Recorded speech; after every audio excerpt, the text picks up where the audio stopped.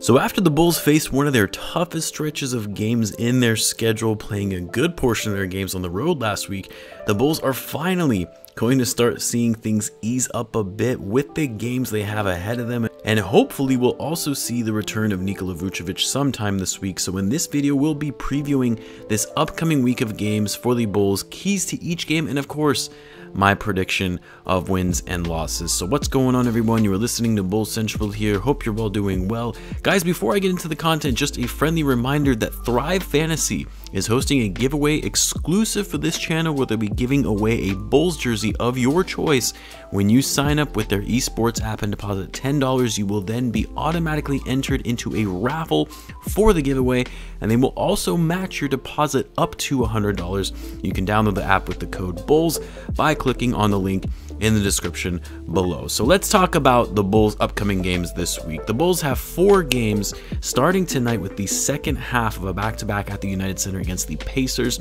Then they'll travel to Houston to face the Rockets, which at the time of this recording currently have the worst record in the league. Then the Bulls travel to Orlando to take on the Magic on Friday, where I'm sure Wendell Carter Jr. will want to get his revenge on his old team. And then finally, the Bulls will travel back home in what will likely be the most exciting game of the week, where they'll be taking on the Miami Heat on Saturday. Kind of odd that they'll be playing in Orlando, and rather than playing in Miami the following day, they're actually traveling all the way back to Chicago. Usually you see teams face the Magic and the Heat together on the road in a back-to-back, so that in and of itself will be hard simply because the Heat are a good team and the Bulls will be on a traveling back-to-back, but we'll talk more about that later in the video when we review that game. But first, let's start with tonight's game against the Pacers. Now, the Pacers have had a bit of an underwhelming season thus far. I think a lot of people expected them to be better than how they're currently playing, given they hired Rick Carlisle, who in my opinion is one of the better coaches in the game. They have an all-star in Domantas Sabonis. They have a very underrated player, in my opinion, in Malcolm Brogdon, and of course, one of the best rim protectors in the game in Miles Turner. But yeah, here we are. The Pacers are currently 7-11 and 13th in the East and haven't shown any signs of improvement from what we saw last season. Now, all that being said, though, the Bulls aren't going to match up very well against this team, especially if the Bulls don't have Vucevic tonight, simply because of the fact that the Pacers' size in their front court with Sabonis and Turner is going to be a challenge. The Pacers, aside from Brogdon in the backcourt, they also have Caris LeVert and rookie Chris Duarte. I mean, the more I look at this roster, I am a little surprised they haven't looked better. And I know Brogdon has missed some games, but for the most part, the team has remained relatively healthy. But look, I actually think this will be somewhat of a challenging game for the Bulls, despite them having, figured out how to better play small ball with guys like Derrick Jones Jr. playing center and Caruso a power forward, which is still crazy to me that they have a lineup like that, that's that small in the front court. But the Bulls are going to have a hard time finding an answer for Sabonis on defense, and conversely, getting easy buckets in the paint on offense against Miles Turner, who leads the league in blocks per game. Not only that, but Sabonis and Turner are very strong rebounders, and with the Bulls' limited size, their ability to crash the boards against a big front court like Sabonis and Turner will be an issue. The Bulls are really going to have to lean on their athletic abilities of guys like Javonte Green, Derrick Jones Jr., and hopefully Alizé, if he can get some minutes, to crash the boards and ensure we aren't getting completely outworked on the glass. And of course, the Bulls will need a big game from Lonzo Ball on defense against Brogdon, who is averaging over 21 points per game, 6 rebounds and 6 assists, which we kind of expect Lonzo on defense. I think at this point we can all expect consistency from Lonzo on that end of the floor, not really being the most consistent player on offense as much as we would like to see anyway. And yes, the Bulls are going to have to rely on their outside shooting in this game, simply because the Pacers don't have the best perimeter defense. And with the Bulls going small, presumably without Vucevic, they're going to need to ensure they're creating enough floor space to give guys open looks from outside and from mid-range. Again, this is a good Pacers team, so even without Vucevic, the Bulls still should be able to walk away with a win in this one. Then the Bulls travel to Houston to take on the Rockets, who at the time of this recording are the worst team in the league with a record of 1-15 after having lost 14 straight games. This is a team that is in full tank mode. Their only win comes against a bad Oklahoma City Thunder team. Daniel Tice, who the Rockets offered a big contract to in the form of a sign and trade from the Bulls for cash considerations, has not been doing that well for them so far. And really, I mean, you look across this roster, they have a solid player in Christian Wood, who I know a lot of Bulls fans want to go after, as he would give us some needed front court depth.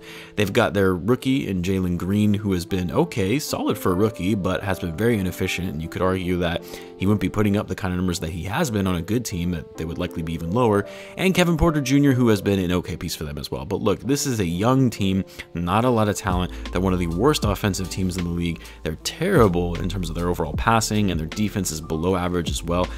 Like, I don't even think I need to go into the matchups on this one. Like, this should be an easy win for the Bulls, especially if Vucevic is back by then. Really, the only guy that you really have to worry about is Christian Wood. Jalen Green, I know that he can get hot on offense, but I'm not worried about him when you have a guy like Lonzo and Caruso guarding the perimeter.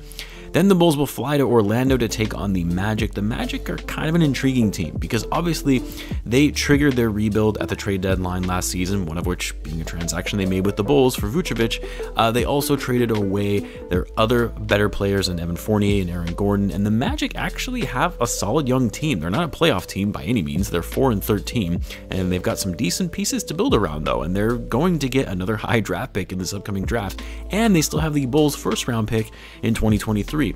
They're finally starting to play Mo Bamba properly, who it seemed like they were giving up on last season. Wendell's been playing decent for them. They've got the rookie Jalen Suggs, who has been decent for them, although pretty inefficient. And of course, arguably their best player, the second-year man Cole Anthony, that's actually been shown to be a decent draft pickup for them last year. But the guy I have been most impressed with for this team is the Bulls lottery pick that they actually used to draft Franz Wagner, who has been one of the top rookie performers so far this season. We'll see if that continues, but so far he has looked very promising. Again though, this is another game I'm not worried about, although the Magic do have more size with Mo Bamba and Wendell, but with Vucevic hopefully back, the Bulls should be fine in managing those guys between the other scrappy defenders that we currently have who have done well in the front court, in guys like Javonte Green and Derrick Jones Jr.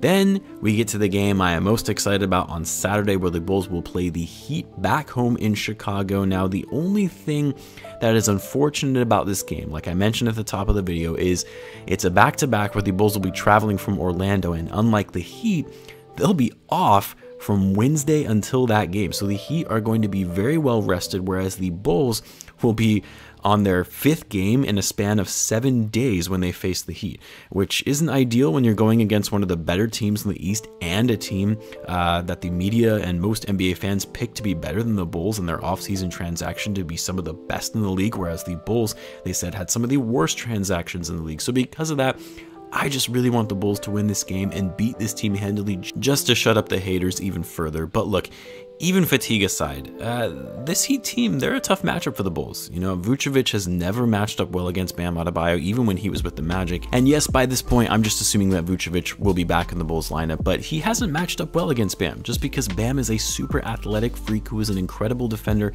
and also has the ability, unlike a lot of other big men, to actually chase out to guys on the perimeter, which is a big part of Vucevic's game.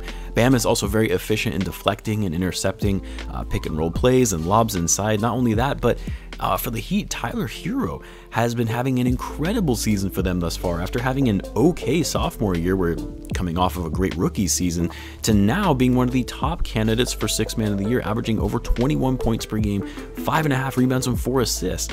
Of course, they've got the other veteran point guard in Kyle Lowry, who has been a great playmaker and perimeter defender for them. And then, of course, they have their star player and all-NBA player in Jimmy Butler, who is actually off to one of the best seasons of his career, putting up over 25 points per game on incredible efficiency with a PER of over 30 for the first time in his career. Really, you could argue that it's him and Paul George right now who have the best cases to be the best two-way players in the NBA. So, 1, fatigue. 2, Vucevic historically hasn't been that great against Bam. And 3, are guys like Lonzo, Caruso, or Derrick Jones Jr., are they enough to stop Jimmy Butler, and can the Bulls maintain their offensive game against one of the best defensive teams in the league? And actually, the Heat are also one of the best offensive teams in the league, currently with the highest net point differential in the Eastern Conference. Really, I think the keys to this one is strong defense and locking down both Jimmy Butler and Tyler Hero, who are their 2 best scorers. Stay with Hero on the perimeter while keeping that lateral quickness with Jimmy Butler when he drives to the basket or steps back for a mid-range shot. Vucevic has to do everything in his power to post up on Bam and get higher percentage shots leaning away from Bam on those attempts. Otherwise, he's just going to get blocked trying to do those close floaters that we're used to seeing. It's not going to happen over Bam. And finally, we're going to need to see big games from our bench guys, who will need to step it up not only on defense and guarding guys like Hero, but we also need to see them come up big and provide some scoring, as the Bulls are going to need all the scoring that they can get against a high scoring team in the Heat, who have a lot of depth and of course weapons on their team on offense. So hopefully we'll see another big night from Coby White. It was great seeing him finally starting to show up a bit better on offense last night. That was very big for the Bulls to be able to see. As far as my predictions for this week, well, I really want to say that the Bulls are going to go undefeated in winning all of these, and don't get me wrong, I do think there is still a good chance they can do that. However, I feel that by the end of this week, they're just going to be too tired, having played 5 games in a 7-day period, and against a strong team like the Heat, I can see them coming up short in that one. So I'm saying the Bulls are going to go 3-1 this week. Again, only losing to the Heat. Really, the rest of the games should be easy wins, especially against the Rockets and Magic. The Pacers might give us a run for our money, especially since it's also on a back-to-back, and the Pacers have size, but I still think the Bulls will win this, especially playing in front of their home crowd. I want to know what your predictions are for this week. Let me know in the comments how you think the Bulls will fare. Don't forget to sign up with Thrive Fantasy using the link below to be entered into the jersey giveaway of your choice. And of course, as always, be sure to subscribe if you're a Bulls fan, as I do post daily Bulls content. Thanks again for tuning in, guys, and I will catch you in the next one.